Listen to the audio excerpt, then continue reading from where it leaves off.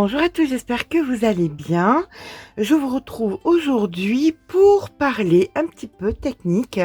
Alors, avant toute chose, je voulais vous remercier pour l'engouement que la vidéo a suscité. Je suis trop contente. Eh bien, alors maintenant, nous allons nous mettre au travail.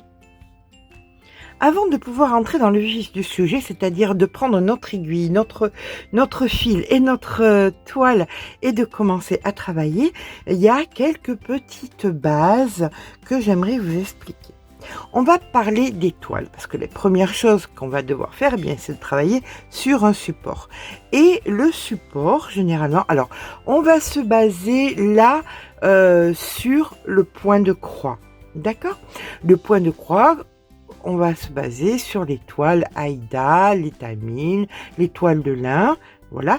Pour la broderie traditionnelle, ça sera dans d'autres vidéos. Je vais bien distinguer les vidéos spéciales point de croix des vidéos spéciales broderie normale. Donc, on va parler des toiles. Alors, c'est donc ce qu'il y a de quasiment plus important quand on fait du point de croix ou de la broderie. On peut bien sûr faire du point de croix sur de la toile Aïda, sur de la toile de lin ou encore sur de l'étamine. Je vous mets des photos de façon à ce que vous puissiez distinguer qu'est-ce que sont ces différentes toiles. Comme vous pouvez le voir, la différence est dans la trame. La toile Aïda, vous avez des trous qui sont beaucoup plus élargis, c'est beaucoup plus simple pour faire nos petites croix. Les tamines aussi, vous me direz, mais généralement, on fait les croix un petit peu où on en a envie, en fait.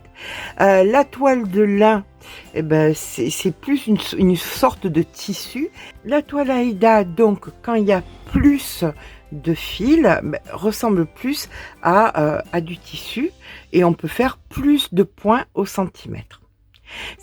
Ça, c'est quelque chose d'important à prendre en compte. Quand vous achetez ce genre de tissu, c'est souvent stipulé un nombre à côté. Alors, par exemple, vous avez toile Aïda 5.5 ou 7 ou parfois 14, on y reviendra tout à l'heure.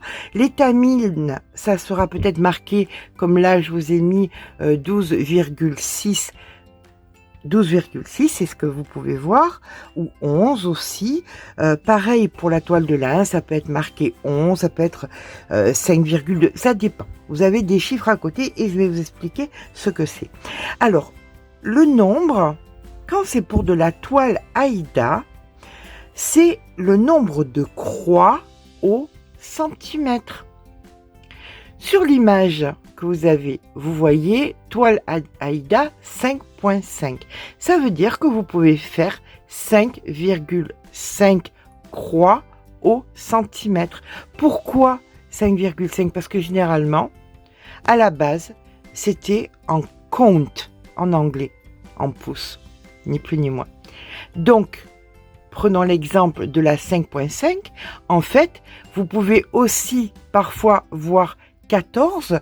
Vous comprendrez bien que c'est très compliqué d'avoir 14 croix par centimètre. C'est parce que c'est en compte. C'est en pouces, tout simplement. Et c'est pour ça que nous, on l'a en 5,5 croix par centimètre. Parce que c'est difficile de faire 14 juste quand un pouce est égal à 2,5 cm. Voilà. Donc, vous allez avoir ces différentes toiles qui comportent des nombres à côté qui sont relatives au centimètre. Sur les tamines, par exemple, ou sur la toile de lin, quand vous avez 10, 11, 12 ou d'autres chiffres, ça revient au nombre de fils par centimètre.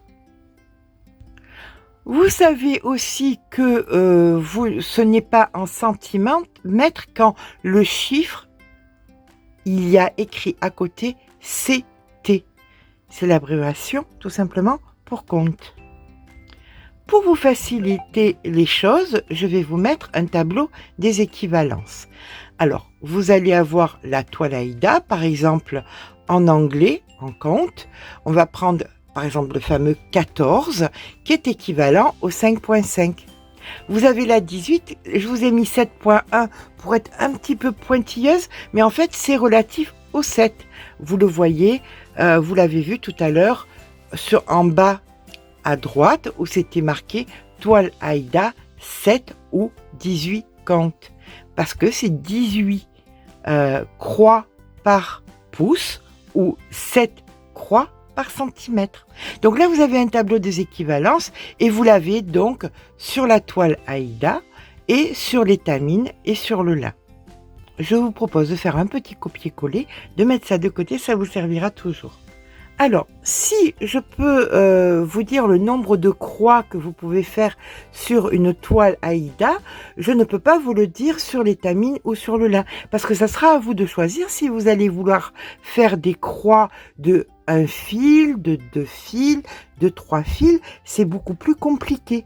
Ça, ou alors c'est selon les directives de la personne qui aura fait le diagramme que vous aurez choisi. Je vais vous expliquer maintenant à quoi servent réellement ces chiffres. Alors, ces chiffres vont vous servir à déterminer quelle va être la taille de votre ouvrage. Quand vous allez acheter un diagramme ou prendre un diagramme, vous aurez par exemple, je vais vous mettre un exemple, 150 W par 85 H. Ça, c'est sur des diagrammes étrangers.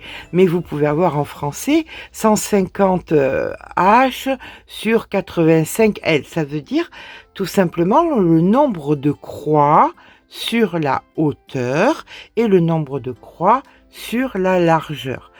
Quand c'est des W, c'est wide, c'est donc pour la hauteur en anglais, et height pour la largeur.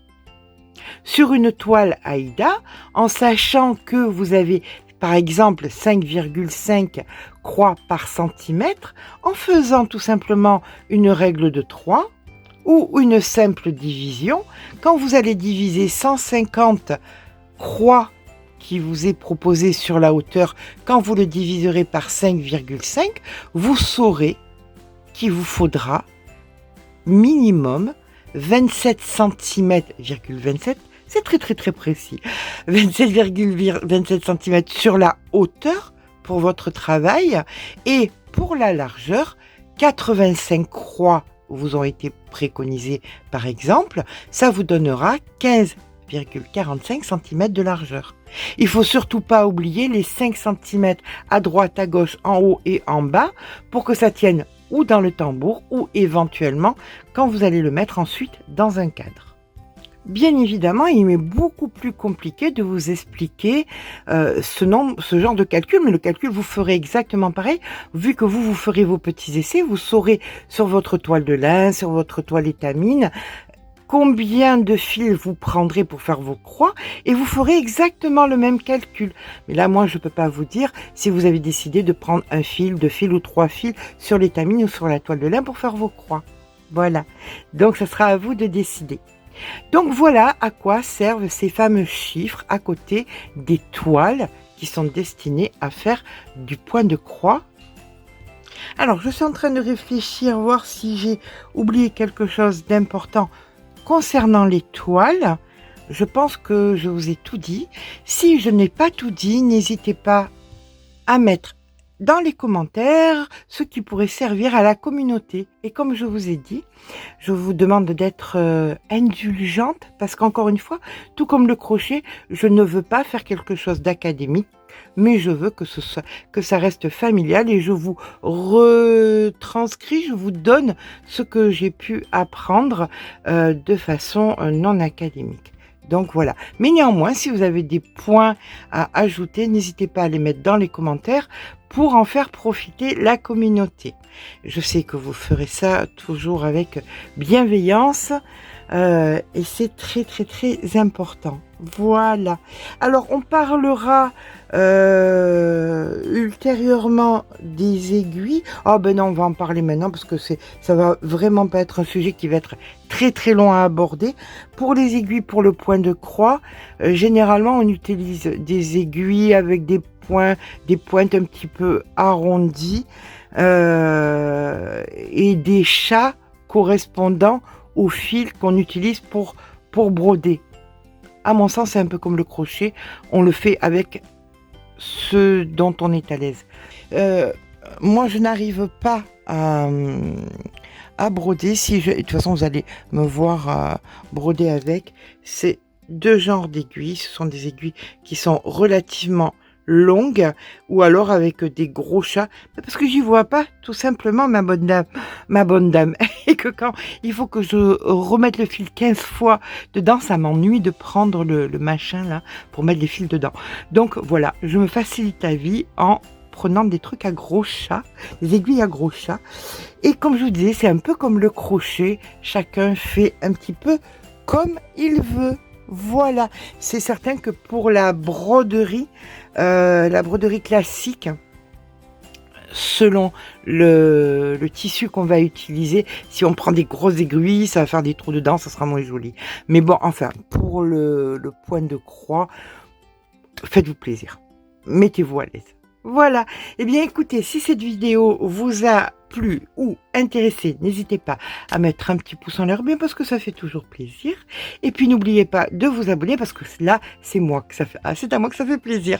Voilà, sur ce, je vous fais de gros bisous et puis je vais essayer de tenir 2 vidéos par semaine. Certainement du point de croix, c'est sûr, parce que je suis partie là-dessus. Je vais essayer de faire une autre vidéo par semaine sur la broderie, mais j'ai peut-être peur aussi de trop me mélanger. Enfin, on verra bien. Néanmoins, je vais tenter de faire 2 vidéos par semaine. Je vous fais de gros bisous, je vous dis à très vite. Et merci pour votre gentillesse et votre bienveillance qui me font vraiment, vraiment chaud au cœur. Je vous embrasse très fort.